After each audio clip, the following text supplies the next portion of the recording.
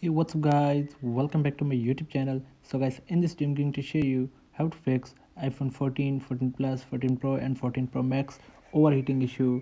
So guys, let's get started this video without wasting any time. So guys, first of all, check for updates. So open settings, go to general, go to software update. So guys, make sure that your iPhone is on running on the latest software version.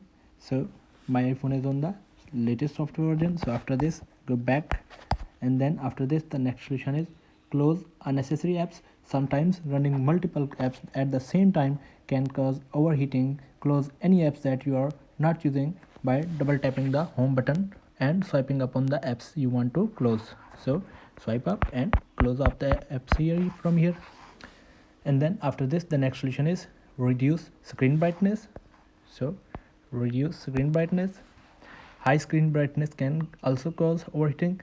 So after this the next solution is avoid using the phone direct in the sunlight.